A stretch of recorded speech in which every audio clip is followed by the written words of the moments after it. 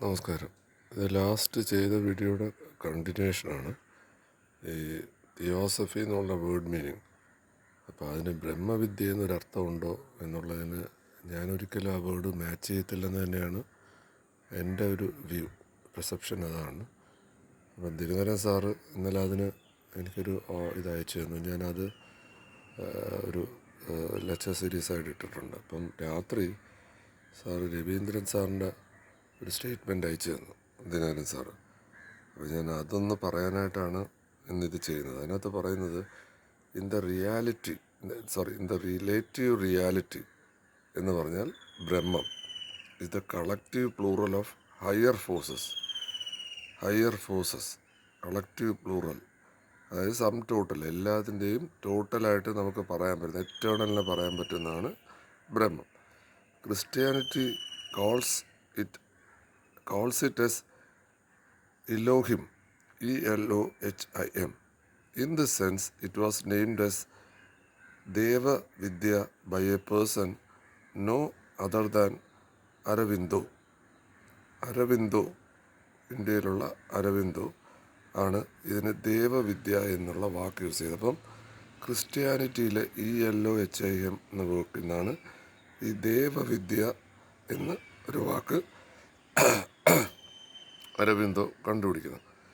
But the term Brahmavidya is a more apt because the final, ആ ദേവവിദ്യയിൽ God എന്നുള്ളൊരു വാക്ക് വരും. Brahmavidya is more apt because the final emancipation of man is the realisation of the highest എന്ന് പറഞ്ഞാൽ നമ്മുടെ ultimate, നമ്മുടെ തിരിച്ചറിവിലേക്ക് അല്ലെങ്കിൽ അതിലേക്ക് എത്തുന്ന ഫൈനൽ റിയലൈസേഷൻ അതാണ്. It is the sensing of absolute. ഇത് നമ്മളെ അബ്സല്യൂട്ട് സെൻസ് ചെയ്യുകയാണ്, നമ്മൾ എത്തുകയല്ല ചെയ്യുന്നത്, നമ്മൾ ഓൾറെഡി അതിലാണ്. അപ്പോൾ ആ ഫീലിലേക്ക് നമ്മൾ സെൻസ് ചെയ്യുകയാണ്. Where the knowledge or vidya എന്ന് പറഞ്ഞാൽ ബ്രഹ്മവിദ്യയിൽ നമ്മൾ പറഞ്ഞല്ലോ, vidya, knowledge or realisation, matters no more എന്ന് പറഞ്ഞാൽ അവിടെ അതിൻ്റെ ആവശ്യം ഇല്ല. അതാണ് റിയൽ അദ്വൈത സ്റ്റേജ്. ഇതാണ് എൻ്റെ സ്പീച്ചിൽ ഞാൻ അദ്വൈതവും ദ്വൈതവും പറഞ്ഞത്. ബ്രഹ്മവിദ്യ എന്ന് പറഞ്ഞാൽ നിങ്ങൾ അദ്വൈതത്തിലല്ല. അപ്പോൾ അതൊരു തുടക്കം സ്റ്റേജിലൊരു സ്റ്റുഡൻറ്റിന് അത് ആവശ്യമുണ്ട്.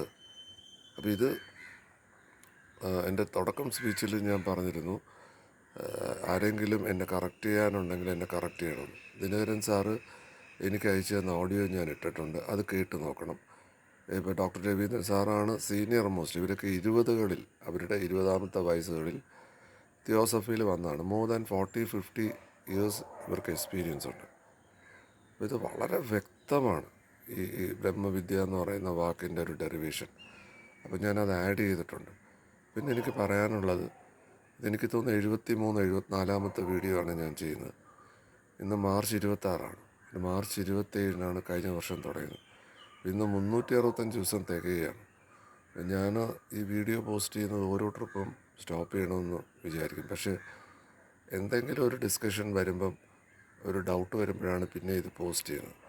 അപ്പോൾ ഞാൻ ഇന്നത്തേക്ക് ഇത് ഫൈനലായിട്ട് ഇവിടെ സ്റ്റോപ്പ് ചെയ്യാൻ തീരുമാനിക്കുകയാണ്, ഈ ലെക്ചർ സീരീസ്. കാര്യം എല്ലാ കാര്യങ്ങളും ഞാൻ പറഞ്ഞിട്ടുണ്ട്. എന്താണ് ദൈവം, എന്താണ് ഗോഡസ്, എന്താണ് ദേവീ ദേവത, ദൈവവും ദേവീ ദേവതയും രണ്ടാണോ, എന്താണൊരു മനുഷ്യൻ ജനിക്കുന്നുണ്ടോ, മരിക്കുന്നുണ്ടോ, മനുഷ്യൻ എനർജി ആണെങ്കിൽ അവൻ ജനിക്കുന്നുമില്ല, മരിക്കുന്നുമില്ല. ഇനി എന്താണ് ക്വാണ്ടം ഫിസിക്സ്, സ്പിരിച്വാലിറ്റിയോടുള്ള കണക്ഷൻ, എന്താണ് ഒബ്സർവ്ഡ് എഫക്റ്റ്. നമ്മളൊരു ഒബ്ജക്റ്റിനെ കാണുമ്പം ആ ഒബ്ജക്റ്റ് നമ്മൾ കാണുന്ന കാഴ്ചയിൽ മാറും. ഇത് പറഞ്ഞാൽ എത്ര പേർക്ക് ഉൾക്കൊള്ളാൻ പറ്റുമെന്ന് വെച്ചാൽ എനിക്ക് അറിഞ്ഞൂടാ. ഞാൻ സംസാരിച്ചിട്ടുള്ളവരാരും ഇത് ഉൾക്കൊള്ളുന്നവരല്ല. അവരൊന്നെങ്കിൽ സ്പിരിച്വാലിറ്റി പറയും, പക്ഷേ സ്പിരിച്വാലിറ്റി പറഞ്ഞിട്ട് നമ്മൾ എന്തെങ്കിലും ചോദിച്ചാൽ മറുപടിയും വരത്തില്ല. അത് അവസാനം അങ്ങോട്ടും ഇങ്ങോട്ടും തർക്കത്തിൽ വരും. കാര്യം ഇത് പഞ്ചേന്ദ്രിയങ്ങളിലൂടെ നമുക്ക് സ്പിരിച്വാലിറ്റി പറയാൻ പറ്റുന്നതല്ല. വാക്കുകൾക്ക് അതിൻ്റേതായ ലിമിറ്റേഷനുണ്ട്. ഞാൻ JK കുറിച്ചൊരു ഷോർട്ട് വീഡിയോ ചെയ്തിട്ടുണ്ട്, 4 മിനിറ്റേ ഉള്ളൂ. JK ഒരു ജന്മം ഉണ്ടെങ്കിൽ പഠിക്കാൻ പറ്റത്തില്ല. J. കൃഷ്ണമൂർത്തി, വേൾഡ് ടീച്ചർ, ഒന്നും പറഞ്ഞിട്ടില്ല.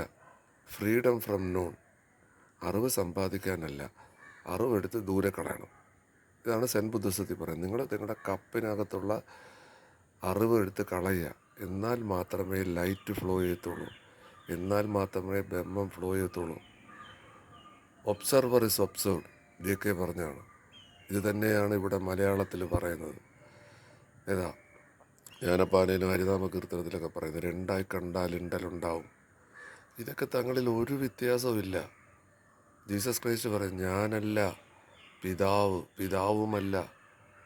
എല്ലാ സ്ഥലത്തും ബ്രഹ്മം പറയുന്നുണ്ട്, എല്ലാ റിലിജനിലും പറയുന്നുണ്ട്. പക്ഷേ ഇത് എല്ലാവർക്കും എത്തിപ്പിടിക്കാൻ പറ്റുന്ന ഒരു കാര്യമല്ല. പക്ഷേ എന്നാലും എന്നെ കൊണ്ട് പറ്റുന്ന രീതിയിൽ ഞാൻ ഇംഗ്ലീഷിലും മലയാളത്തിലും ഒക്കെ പറഞ്ഞിട്ടുണ്ട്. ബാബാജിയെക്കുറിച്ച് പറഞ്ഞിട്ടുണ്ട്. ബാബാജിയെ കാണാൻ പറ്റുമോ? ശ്രീനാരായണ ഗുരുവിനെ കാണാൻ പറ്റുമോ? ചട്ടമ്പി സ്വാമിയെ കാണാൻ പറ്റുമോ? ഏലിയൻസ് ഉണ്ടോ? ഇവരെ കാണുന്നവരുണ്ട്. അത് സത്യമാണോ? ഇതെങ്ങനെയാണ്? ഇത് തുടങ്ങുന്നതൊരു സൈലൻസ് എന്താണെന്ന് ഞാനൊരു ഗ്രൂപ്പിനോട് ചോദിച്ചു. മാസ്റ്റർ എന്താണെന്ന് ചോദിച്ചു. അവർ പറഞ്ഞു തന്നില്ലെന്ന് മാത്രമല്ല, അവരെന്നെ കൊഞ്ഞനം കാണിച്ചു. നിങ്ങൾ ആരെങ്കിലും അറിയാവുന്നവരുത്ത് എന്ന് ചോദിക്കാനായിട്ട് എന്നെ വെല്ലുവിളിച്ചു. ഞാൻ അവിടെയാണ് ഇത് തുടങ്ങിയത്. ഞാൻ ഇന്ന് വരെ ചെയ്യുന്ന ഈ വീഡിയോസ് ഒന്നും ഞാൻ ഒരു കോളേജിലോ സ്കൂളിലോ ഒരു അധ്യാപകൻ, അല്ലെങ്കിൽ ഈ പേഴ്സണാലിറ്റി ഡെവലപ്മെൻറ്റുകാർ, അല്ലെങ്കിൽ കുറേ പ്രഭാഷകരുണ്ട് ഈ എഴുതി പ്രിപ്പയർ ചെയ്ത് വരുന്നവർ. ഞാനകത്ത് ഒരു സാധനം പോലും പ്രിപ്പയർ ചെയ്താൽ പറഞ്ഞു. അതെൻ്റെ വാശിയായിരുന്നു. കാര്യം എൻ്റെ ഉള്ളിലുള്ളത് എനിക്ക് പറയണമെന്നുണ്ടായിരുന്നു. അതിൽ തെറ്റുണ്ടെങ്കിൽ, ഈ 74 വീഡിയോയിൽ എന്തെങ്കിലും തെറ്റുണ്ടെങ്കിൽ ആർക്ക് വേണമെങ്കിലും കറക്റ്റ് ചെയ്ത് കേൾക്കുന്നവർക്ക് ഈ വീഡിയോസിലൂടെ പോവാം. അതെന്നെ കറക്റ്റ് ചെയ്യാനല്ല, അത് വായിക്കുന്ന ആളുടെ കറക്ഷനാണ്. ഇവിടെ ഞാനും കേൾക്കുന്ന ആളും രണ്ടില്ല. അങ്ങനെയാണ് സാക്ഷാൽ വിവേകാനന്ദൻ പറഞ്ഞത്. IS a speaker and you as a listener is the biggest blunder. അപ്പോൾ ചിക്കാഗോ സ്പീച്ച് വരെ തള്ളി. ഞാനിവിടെ ഇരുന്നുകൊണ്ട് യൂട്യൂബിൽ വീഡിയോ ചെയ്താൽ എന്ത് സംഭവിക്കും? ഒന്നും സംഭവിക്കില്ല, തർക്കം ഉണ്ടാവും, അങ്ങോട്ടും ഇങ്ങോട്ടും തർക്കിക്കേണ്ടി വരും. അതുകൊണ്ട് ഞാനിതിവിടെ സ്റ്റോപ്പ് ചെയ്യാൻ ഉദ്ദേശിച്ചിരിക്കുകയാണ്. എൻ്റെ ഫോൺ നമ്പറും മെയിൽ ID യും ഞാൻ ഫേസ്ബുക്കിലുണ്ട്, എന്താണ് പറയുന്നത്, ട്വിറ്ററിലുണ്ട്, ഇൻസ്റ്റാഗ്രാമിലുണ്ട്, ക്യോറയിലുണ്ട്. ക്യോറ ഒരു ഗ്രൂപ്പാണ്, അതിൽ ഡെയിലി ക്വസ്റ്റ്യൻസ് വരും. വേൾഡ് ഓവറാണ് ക്വസ്റ്റ്യൻസ് പറയുന്നത്. അത് റിയലായിട്ട് അറിയാൻ താല്പര്യമുള്ളവരാണ്. ശരിക്കും പറഞ്ഞാൽ ഇത് ചോദിക്കുന്നവർക്കേ പറഞ്ഞു കൊടുക്കാവൂ. പ്രോഗ്രസ് ചെയ്യുന്നവർക്കേ ഇത് ചെയ്യാം. നമ്മളൊരു PhDക്കൊക്കെ റിസർച്ച് ഗൈഡായിട്ട് ഇരിക്കുമ്പം പലരും വരും നമ്മുടെ അടുത്ത് PhD എടുക്കാനായിട്ട്. പക്ഷേ എല്ലാവരും കംപ്ലീറ്റ് ചെയ്യത്തില്ല എന്ന് പറയുന്ന കണക്കാണ്. PhD എന്ന് പറയുന്നത് ഡോക്ടറേറ്റ് ഓഫ് ഫിലോസഫിയാണ്. ഒരു യൂണിവേഴ്സിറ്റി കൊടുക്കുന്ന ഹയസ്റ്റ് ഡിഗ്രിയാണ്. അല്ലാതെ ഇത് കണ്ട സിൻഡിക്കേറ്റ് മെമ്പറോ അല്ലെങ്കിൽ പൈസ കൊടുത്താൽ കിട്ടുന്നതല്ല. നമ്മളിപ്പോൾ കാണുന്ന കുറേ ആൾക്കാർ പൈസ കൊടുത്ത് വാങ്ങിച്ചവരുടെ PhDയെ കുറിച്ചാണ് ഡിസ്കസ് ചെയ്യുന്നത്. ഈ ഒരു കാര്യത്തെക്കുറിച്ച് പറയാം. ഒരു PhD എന്താണ്, ഇതെങ്ങനെയാണ് കിട്ടുന്നത്, ഞാൻ എൻ്റെ വീഡിയോയിൽ ചെയ്തിട്ടുണ്ട്. കാര്യം ഞാനിതിലൂടെ കടന്നു പോയതാണ്. എനിക്ക് 10 വർഷമായിട്ട് PhD പെൻഡിങ് വെച്ചു. കാര്യം എന്താ, എനിക്ക് വിവരമില്ലെന്നാണ് യൂണിവേഴ്സിറ്റി പറയുന്നത്. അതുവരെയുള്ള എൻ്റെ എല്ലാ ക്വാളിഫിക്കേഷനും എനിക്ക് റാങ്കാണ്. എല്ലാത്തിലും ഫസ്റ്റ് നിന്ന് എനിക്ക് തന്നില്ല. അത് നന്നായി. എനിക്കൊരു അഹങ്കാരം ഉണ്ടായിരുന്നു. എനിക്ക് തരാത്തതിന് കാരണം വിവരമില്ലാത്തതുകൊണ്ടോ അറിവില്ലാത്തതുകൊണ്ടോ അല്ല. ജാതിയും മതവും പിന്നെ പിടിപാടുള്ളവനും ആണ് ഈ നാട്ടിൽ കാര്യം നടക്കുന്നത്. ഓരോരുത്തർ 3 വർഷം കൊണ്ട് എടുത്തുകൊണ്ട് പോകുമ്പോൾ എനിക്ക് 10 വർഷം ഇവരെന്നെ നടത്തിച്ചു. അത് നന്നായി, എനിക്ക് നന്നായി. കാര്യം ഞാൻ ബേസിക്കലി വക്കീലല്ലേ, എന്നുവെച്ചാൽ അഡ്വക്കേറ്റാണ് എൻ്റെ പ്രൊഫഷൻ. ടീച്ചിങ് ലോയാണ്. അപ്പോൾ എനിക്ക് വേണമെങ്കിൽ കേസ് കൊടുക്കാം.